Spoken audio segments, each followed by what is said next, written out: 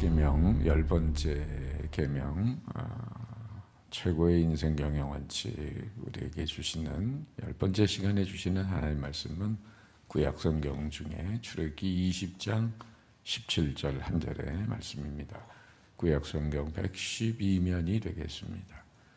구약 성경 112면 출애굽기 20장 17절 말씀 봉독할 때 살아계신 하나님의 음성을 들으실 수 있기를 바랍니다. 내 이웃의 집을 탐나지 말라. 내 이웃의 아내나 그의 남종이나 그의 여종이나 그의 소나 그의 낙이나 무릇 내 이웃의 소유를 탐내지 말라. 어떤 형제가 길을 가다가 금덩이를 하나 주웠습니다. 그 금덩이를 들고 나룻배를 타고 강을 건너가고 있는데 갑자기 형이 그 금덩어리를 강에 던져버렸습니다. 동생이 아니 그걸 반 나눠 가져야 되는데 왜 그러느냐고 따질 때 형이 이렇게 말했습니다. 얘야, 내가 강을 건너가는데 자꾸 내 마음에 이상한 생각이 들어. 황금 덩어리를 내가 혼자 갖고 싶은 마음이 드는 거야. 그래서 너를 물에다 밀어들여 버릴 그런 강한 유혹이 생겨와서 순간 내가 좀 아찔했다. 그래서 그냥 금덩어리를 던져버렸다. 그리고 너를 살리고 너와 좋은 관계를 맺고 사는 게 좋을 것 같아서. 그랬더니 동생도 말하기를 형, 나도 비슷한 생각을 해서 실은 형을 강에 던져버리고 그 금덩어리를 내가 혼자 차지하려고 마음 먹고 있었거든. 탐심이 파고들면 피를 나눈 형제도 여러분 서로 죽일 수도 있어요. 부부관계도 마찬가지 아닐까요? 탐심은 우리의 삶을 망가뜨리는 원흉이 아닐 수가 없습니다. 그동안 우리가 나눈 9개의 계명들은 다 우리의 행위가 관련된 것들이기 때문에 그 범죄 행위를 눈으로 볼 수 있는 것, 가견적인 것이었습니다. 그러나 이 10번째 계명 탐심은 눈으로 볼 수 있는 것은 아닙니다. 죄의 욕망이며 죄의 동기이며 보이지 않지만 실제하고 있는 죄예요. 예수님은 그 겉으로 나타난 죄의 행위 이전에 음욕을 품은 마음, 형제를 미워하는 마음이 이미 죄를 범했다고 말씀하지 않았습니까? 외적인 행동과 관련되었다기보다는 그런 내적인 사고와 정서가 관련이 되는 죄가 바로 이 탐심의 죄입니다. 탐심이란 남의 것을 계속 바라고 탐하는 욕망입니다. 신약에서 이 단어는 더욱 많이 지나치게 갖고자 하는 것을 의미합니다. 어거스틴이라고 하는 학자는 탐심이란 단어를 이렇게 해석했어요. 충족한 것보다 우리가 더욱 원하는 것. 여러분, 욕심이라고 하는 한자를 한번 들여다보세요. 욕심이라는 한자는 이 골짜기를 뜻하는 곡자, 그리고 없다라고 하는 이런 결자와 그리고 마음심자가 합해져 가지고 이루어진 것. 그러면 풀어보면 골짜기가 없는 마음이 바로 욕심이라는 겁니다. 여러분, 골짜기가 없으면 뭐만 있는 거예요? 봉우리만 있는 겁니다. 그러니까 봉우리가 있으면 골짜기가 있게 마련인데 봉우리만 남아있고 골짜기가 없는 상태가 욕심이라는 말이에요.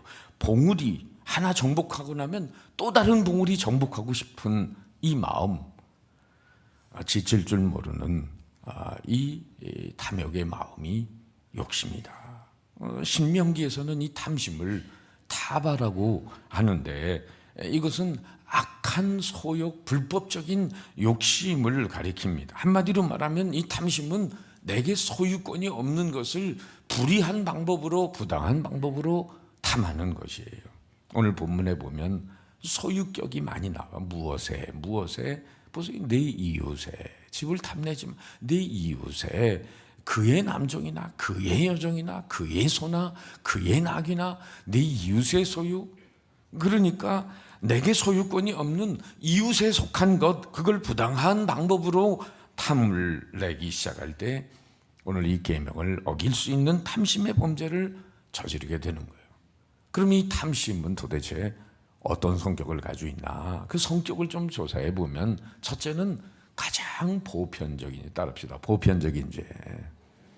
누구나 인간이면 다 가지고 있다는 거예요. 여기 있는 분들, 저를 포함해서 탐심이 없는 사람이 없을 거예요. 이 탐심의 역사는 가장 오래된 역사를 가지고 있는데, 천사장 루시퍼가 하나님의 보좌를 탐냅니다. 그리고는 하나님 앞에 도전을 해서 정말 이 공중으로 내어 쫓긴 존재들 아니에요? 타락한 천사들의 반란도 하나님의 자리를 탐봤어요. 또 인류의 시조인 아담과 하와가 선악과를 탐해서 결국은 인류에게 죄와 저주와 사망을 유산으로 물려줬어요. 오늘 우리의 죄성, 아담의 부패한 본성을 받고 원죄를 가지고 태어난 인생은 그 원죄 속에 탐심이 들어 있습니다. 부자 청년 관원에게 예수님께서 경고했던 범죄가 이 범죄고, 성전에서 돈을 바꾸던 무리들의 마음속에 있던 범죄가 이 탐심이고, 가룟 유다의 범죄가 바로 탐심에서 비롯된 죄악이죠. 사도행전에 성령의 역사가 이루어지고 있는 시간에 아나니아와 삽비아는 그 탐심 때문에 성령을 속인 죄로 죽어 넘어가죠. 버리고 맙니다. 그래 예레미야 선지자는 이런 얘기를 했어요. 이는 그들이 가장 작은 자로부터 큰 자까지 다 탐욕을 부리며 선지자로부터 제사장까지 다 거짓을 행합니다. 정말 이 탐욕은 보편적인 죄로 누구나 다 이 죄에 농락을 당할 수 있다라고 경고합니다. 둘째, 이 범죄는요, 모든 범죄의 뿌리가 되는 죄입니다. 자, 따라합시다. 뿌리가 되는 죄. 야고보 기자는 말하잖아요. 욕심 잉태한 즉 죄를 낳고, 죄가 장성한 즉 사망을 낳느니라. 미국의 유명한 코미디언 조지 번이라고 하는 사람이 농담한 것 중에 그런 내용이 있는데, 하나님이 그렇게 능하신 분이 아담과 하와를 창조해놓고 왜 옷도 안 입혔냐? 응? 그 능력 많으신 분이 뭐가 부족해서 그렇게 옷도 안 입혔냐라고 물었더니, 이유인즉 옷을 주면 주머니 달라고 애걸할 것이고, 주머니 만들어주면 돈 채워달라고 애걸복걸할 거다. 그래서 안 만들어줬다는 거예요. 사람 욕심이 한두 끝도 없다는 겁니다. 그래서 어느 신학자는 탐심을 모든 죄악의 어머니라고 불렀습니다. 디모데전서 6장에도 바울은 돈을 사랑함이 일만하게 뿌리가 된다고 했어요. 구약성경 이 열왕기상 21장에 보면 그 악한 왕 아합이 옆에 사는 나봇의 포도원을 탐내가지고 결국은 그것을 다 탈취를 하는데, 자기 탐심을 채우기 위해서 거짓 증인들을 세워가지고 결국은 나봇을 함정에 빠뜨리고는 죽이게 돼요. 그러니까 탐심의 마음 10계명 어겼죠. 거짓 증인들 세워서 9계명 어겼죠. 그 다음에 그 나봇을 죽였으니 6계명 살인죄를 범했죠. 그리고는 이웃의 거를 도둑질했으니 8계명을 어겼죠. 이 탐심에서 시작된 이 죄가 무려 여러 가지 죄를 가져오는 원천적인 동기가 된단 말이에요. 탐심의 범죄는 모든 죄악의 뿌리가 됩니다. 세 번째, 이것은 우상숭배의 죄입니다. 탐심은 골로새 3장 5절에 탐심은 곧 우상숭배니라. 여러분, 우상의 정의를 이렇게 간단하게 생각해 볼 수 있겠어요? 그것 때문에 하나님께 나아가는 일에 방해가 되는 일체의 것. 그러니까 우리가 하나님께 나아가는 것에 방해가 되는 것, 하나님보다 더 사랑하는 거죠. 그런 것이 결국은 뭐예요? 그것 때문에 마음의 지배를 받아가지고 오히려 나는 그것을 붙들고 정말 자유하다고 생각할지 모르지만 사실은 내가 붙들고 있는 그것에 붙들려 있는 인생들입니다. 내가 돈 많이 쥐고 있다고 착각하지만은 그 돈에 그 인생이 붙들려 있어서 하나님을 만나는데 장애가 된다면 그 돈이 우상인 거고, 자식도 우상이 되는 거고, 남편도 우상이 되는 거고, 세상의 권력도 명예도 우상이 되는 거죠. 하나님 앞에 나가는데 방해가 되는 요소가 있다면 말이에요. 넷째, 이 죄는요, 가장 성경이 경계하고 있는 죄예요. 따라합시다. 경계하고 있는 죄. 예수님이 누가복음 12장에 보면 한 비유를 얘기하시는데 어떤 농부가 돈을 금년에 추수가 단절인 걸 알고는 곡간에 곡식을 얼마나 채울까, 현재 가지고 있는 곡간으로 이 곡식을 다 채울 수 있을까, 그러면서 곡간을 잔뜩 지어가지고 그해 풍성한 수확을 곡간에 채워두고는 이렇게 고백을 하는 거예요. 내 영혼아, 이제부터 편히 먹고 쉬고 마시고 놀자. 그런데 하나님이 말씀하시는 거예요. 이 어리석은 자야. 왜 어리석은 자라고 합니까? 네 영혼을 오늘 밤에 찾아가면 이 모든 재산이 네 것이 되겠느냐. 여러분, 죽도록 애써가지고 돈 잔뜩 벌어놨는데 오늘 세상 떠나면 그 재산 뭐 할 겁니까? 자식에게 물려주는 역사적 사명을 띠고 태어난 사람들입니까? 아무 말도 못하니까 그때 주님이 누가복음 12장 15절에 이렇게 말하는 거예요. 그들에게 이르되 삼가 모든 탐심을 물리지라. 사람의 생명이 그 소유에 넉넉한 데 있지 아니하니라. 돈이 필요 없다는 것도 아니고 부자 되지 말라는 것도 아니에요. 그렇지만은 그 탐심이 결국은 오히려 그 사람의 생명을 해칠 수 있는 부분이 되는 거죠. 여러분, 오늘 십계명 다시 한번 같이 읽어봅니다. 시작. 네 이웃의 집을 탐내지 말라. 네 이웃의 아내나 나의 남종이나 그의 여종이나 그의 소나 그의 낙이나 물은 내 이웃의 소유를 탐내지 말라. 지금 말씀드린 거 잘 보면은 여러분, 눈에 보이는 그런 것이기 때문에 유형적 탐심이라고 할 수 있는데 여기 써 있지 않은 무형적 탐심이 있다고요. 그게 뭐냐면 명예에 대한 탐심이에요. 오늘날 뭔가 좀 소유가 채워지면 그 다음에 많은 사람들이 이 명예에 대한 탐심으로 갑니다. 링컨 대통령이 죽은 이유를 알아보면 참으로 치사하고 더러운 내막이 있어요. 이 존 부스라고 하는 청년이 있었는데 이 청년은 어렸을 때부터 자기 형과 비교하면서 컴플렉스를 가지고 살았어요. 그 형은 똑똑했고 나중에 훌륭한 정치가가 됩니다. 그는 항상, 그런데 동생은 부모에게 야단만 맞아가지고 나같이 못난 것 그러면서 자기를 낮추고 생각하고 살았어요. 한편 그 마음속에 내가 어떻게 형처럼 유명한 사람이 될까 이런 생각을 몰두했는데 좋은 생각, 딴에는 좋은 생각이 하나 떠올랐던 게 뭐냐면 유명한 사람을 죽이면 자기가 유명해질 거라고 생각했어요. 그래서 링컨을 향해 방아쇠를 당깁니다. 한 시대가 낳은 위대한 사람을 죽였던 죄가 바로 명예에 대한 탐심 때문에 비롯됐다는 거예요. 권력이나 지위에 대한 탐심도 오늘날 얼마나 많은 사람들을 죽이고 나락으로 떨어뜨리고 있습니까? 이 죄는 그리스도인 밖에만 있는 게 아니라 하나님의 백성들 사이에도 있어요. 심지어 예수님 따라다니던 제자들 가운데 여러분 어떤 마음이 있었습니까? 당신의 나라가 임하실 때 주의 우편 좌편에 앉게 해달라. 참 야고보 요한은 어머니 치맛바람까지 일으키면서 그런 주님의 우편 좌편에 앉게 해달라. 사실 그 말에는 베드로를 수제자를 제끼게 해달라 이런 마음도 있었거든요. 참 그 12명밖에 안 되는 제자들 속에도 치졸한 마음들이 도사리고 있는 거예요. 이 탐심의 번제가 오늘도 하나님의 백성들 마음속에 끈질기게 그 영혼을 더럽히고 오임시키고 있을 수 있다는 거죠. 그러면 탐심의 결과가 뭡니까? 어떤 결과를 낳기에 성경은 이렇게 10번째 계명에 하나님이 못 박아 두셨을까요? 첫째, 신앙 성장을 불가능하게 합니다. 탐심의 죄가 내 영혼에 물들면은 영적인 식욕, 말씀의 맛이 없어져서 신앙이 성장하지 않아요. 탐심의 죄가 있는 사람은 기도하기 싫어하고 말씀에 대한 열망이 없습니다. 현재 나를 지배하고 있는 이 욕망을 채우기까지는 아무것도 할 수 없게 되는 거예요. 영적인 욕망과 이 세속적인 욕망은 우리 마음속에 동시에 공존할 수가 없어요. 하나의 욕망이 커지면 다른 욕망은 오히려 꺾여지고 마는 것입니다. 그래서 바울은 디모데전서 6장 10절에 이렇게 말합니다. 다 같이 시작. 돈을 사랑함이 일만하게 뿌리가 되나니 이것을 탐내는 자들은 미혹을 받아 믿음에서 떠나 많은 근심으로서 자기를 찔렀도다. 지금 감옥 가 계신 분들의 3분의 2가 뭐 때문에 가 있을까요? 돈 때문에 가 있습니다. 돈 때문에 가 있어요. 돈에 돈 사람이 많아요.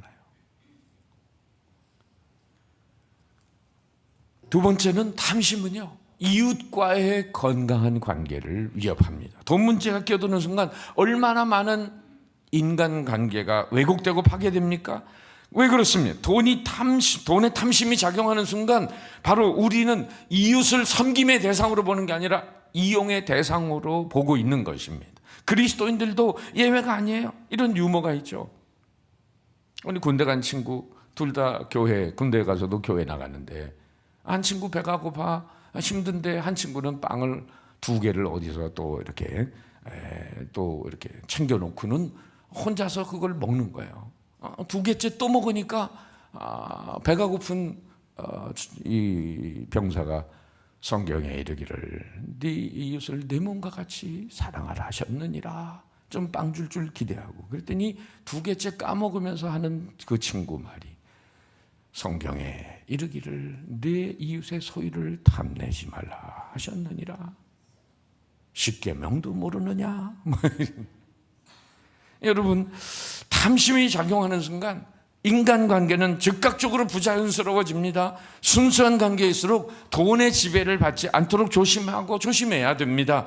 저는 이웃에게 주는 것은 성경적이지만 구워주는 건 성경적이 아니라고 봅니다. 로마서 13장 8절에 피차 사랑의 빛 외에는 아무에게든지 아무 밑도 지지 말라. 돈의 이기심에서 자유할 수 없다면 여러분, 동업도 조심하세요. 돈의 이기심에서 자유로울 수 없다면 동업도 안 하시는 게 좋아요. 탐심은 언제라도 우리의 관계를 위협하는 것입니다. 세 번째, 탐심은 자신의 건강과 생명도 파괴합니다. 잠언 28장 16절, 탐욕을 미워하는 자는 장수하리라. 탐욕을 미워하는 자는 장수하리라. 왜 그렇습니까? 탐욕이 우리의 건강과 생명을 해친다는 얘기인데, 바다 위에서 물고기를 잡아먹으려는 갈매기 몇 마리가 돌아다니고 있었어요. 그 중에 한 갈매기가 큰 물고기를 발견하고는 쏜살같이 내려가서 그 물고기를 낚아챘습니다. 얼마나 큰지 혼자 다 처리할 수가 없어서 갈매기 친구들이 따라 붙었는데, 이 맨 먼저 발견한 늙은 갈매기가 혼자 먹을 양으로 입을 크게 벌려가지고 통째로 물고기를 삼켰어요. 그런데 날카로운 물고기 비늘이 이 갈매기의 목구멍을 찢어가지고 피가 나면서 결국은 조금 있다가 비실비실 그 갈매기가 죽어버렸습니다. 여러분, 단순한 우스운 얘기 같지만은 현대를 이런 식으로 살아가고 있는 인생들이 많습니다. 우리의 삶의 방식, 가치관, 세계관, 인격과 삶의 구조 잘 살펴볼 때 탐심이 스스로의 인생들을 헐어버리고 있다 그 말이에요. 네 번째, 탐심은요, 여러 가지 시험에 빠지게 됩니다. 디모데전서 6장 9절에 부하려 하는 자들은 시험과 올무와 여러 가지 어리석고 해로운 욕심에 떨어지나니 그 사람으로 파멸과 멸망에 빠지게 하는 것이라. 탐심의 죄는 탐심 하나로 끝나는 게 아니라 아하방의 범죄에서 본 것처럼 여러 개의 죄악으로 다윗이 밧세바 하나를 탐한 걸로 끝난 게 아니라 오히려 간음과 거짓말, 살인, 이웃의 아내를 소유한 것처럼 무려 10계명 중에 4계명을 어기게 되는 거예요. 문자거래도 여러 가지 시험에 빠지게 되므로 이 죄를 경계해야 합니다. 다섯 번째, 우리 공동체를 파괴합니다.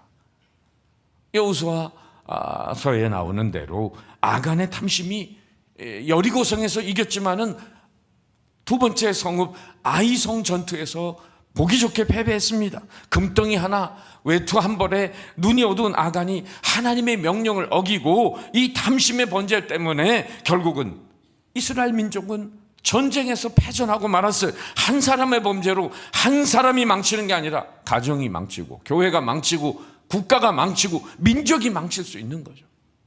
출애굽기 18장 21절에 보면 모세가 200만이 넘는 이스라엘 백성들을 혼자서 이끌고 가기에 너무나 힘들어하는 모습을 보고 장인 이드로가 1000부장, 100부장, 50부장, 10부장 이렇게 조직을 만들어서 거기 리더들을 세워서 잘 인도하면 좋지 않겠느냐 하면서 충고를 하면서 그 리더들이 누가 돼야 되냐, 어떤 사람이 돼야 되느냐, 이렇게 권면하는 장면이다. 하나님을 두려워하며 진실하며, 그 다음 말이 중요해요. 불의한 이익을 미워하는 자를 살펴서.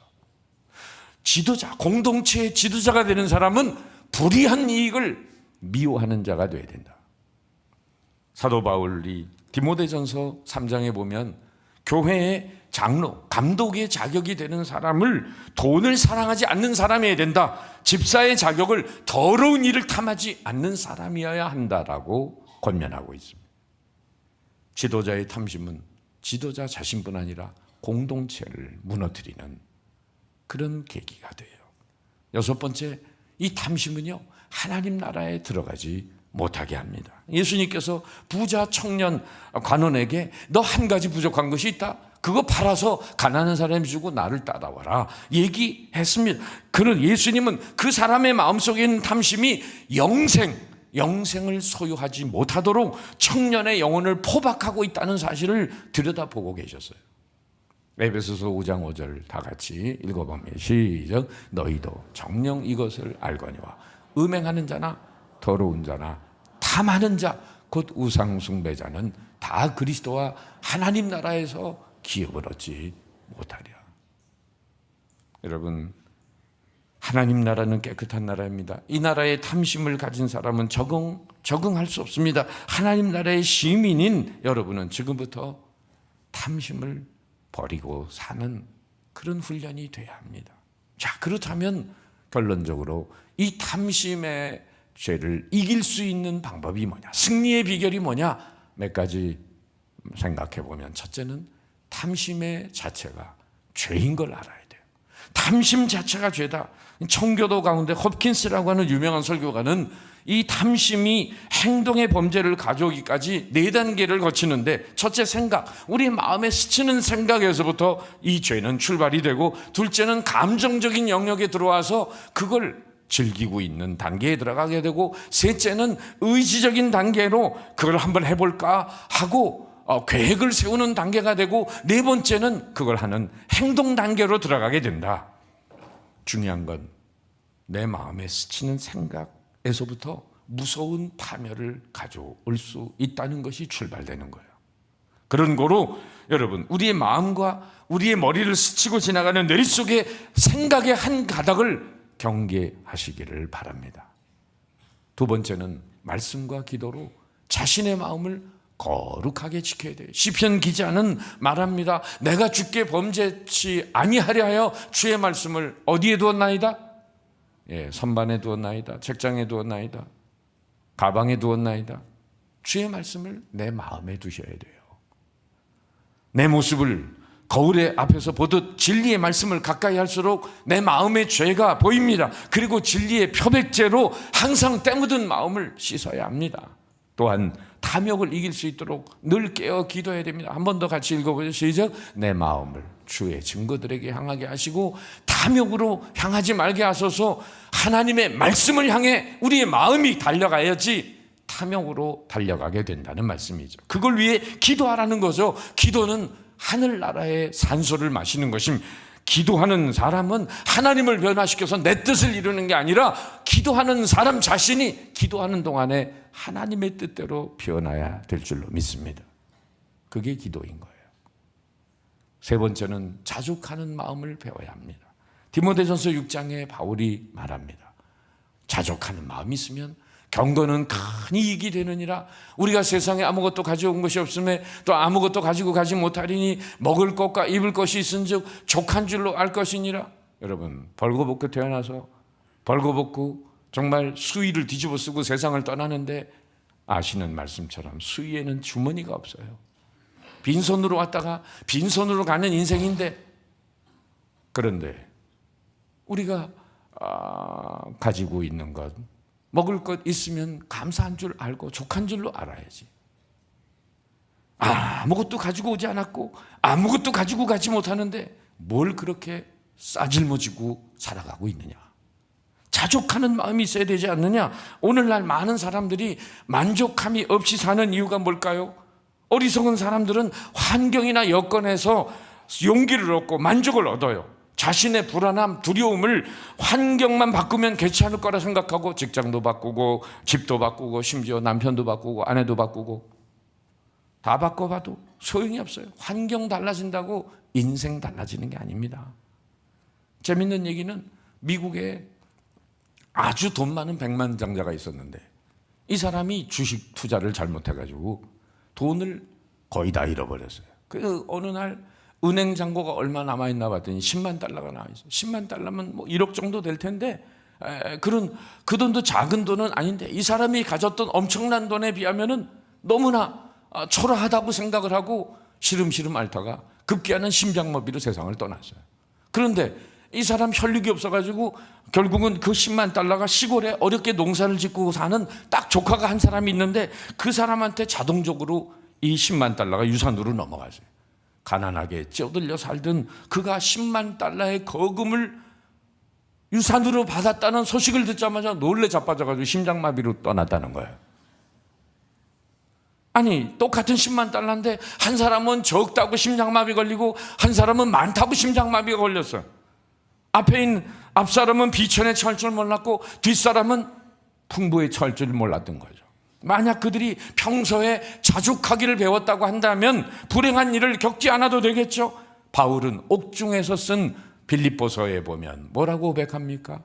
너무나 유명한 고백이죠. 다 같이 시작. 내가 궁핍함으로 말하는 것이 아니라 어떠한 형편이든지 나는 자족하기를 배웠느니 나는 비천에 처할 줄도 알고 풍부에 처할 줄도 알아. 모든 일과 배부름과 배고픔과 풍부와 궁핍에도 처할 줄 아는 일체의 비결을 배웠노라. 어디에 갖다 놔도 만족과 감사가 있는 인생을 사는 자로 훈련이 되었기 때문에 정말 떡볶이부터 스테이크까지 그냥 감사하고 먹을 수 있는 그런 은혜가 있다는 얘기죠. 네 번째는 나누고 베푸는 행복을 터득해야 합니다. 인간은 주는 것을 배우기 전까지는 획득하려는 욕망으로부터 자유로울 수가 없어요. 지혜의 왕 솔로몬은 이렇게 말합니다. 우리 잘 보세요. 잠언 21장 26절. 어떤 자는 종일토록 탐하기만 하나 의인은 아끼지 아니하고 베푸느니라. 여러분 의인들 되시길 축원합니다. 의인이 되세요. 어떤 자는 종일토록 탐하기만 해. 베풀 줄도 모르고 줄 줄도 모르고 그냥 움켜쥐고 있고 탐하기만 해. 비참한 인생이죠. 저런 사람을 좀 달리 말하면 상거지라고 말하는 겁니다. 끼고는 있는데 쓸 줄도 모르고 베풀 줄도 모르고. 그런데 의인은 아끼지 아니하고 베푸느니라. 여러분 1419년에 유명한 그리스도 백작은 이런 말을 남겼어요. 우리가 준 것은 우리가 가지고 있는 것이다. 그러나 우리가 꼭 붙들고 있는 것은 실상 다 잃어버린 것이다. 우리가 준 것은 다른 사람이 사랑의 빛을 받았기 때문에 언제든지 되돌려 줄 수 있는 것이기에 내가 준 건 내가 쥐고 있는 거는 똑같은 거예요. 그런데 꼭 붙들고 있는 건 다 잃어버린 겁니다. 무디 신학교 교장이었던 조지 스위팅 박사는 또 이런 얘기를 했습니다. 우리가 인생의 최후의 순간에 다다를 때 문제가 되는 건 우리가 얼마나 벌었느냐가 아니라 얼마나 주었느냐로 평가된다는 것이다. 위대한 삶을 살고 간 사람은 한결같이 쓰고 간 사람들입니다. 그래서 성경은 주는 것이 받는 것보다 복이 있다라고 말합니다. 사랑하는 성도 여러분, 탐심은 가장 오래된 뿌리 깊은 죄악이요, 죄악의 모든 죄의 어머니인 탐심을 말씀과 기도로 자족함과 나눔의 삶을 통해 이기면서 더 큰 하나님의 은혜와 축복 안에 승리의 삶을 살아가시기를 주님의 이름으로 축원합니다.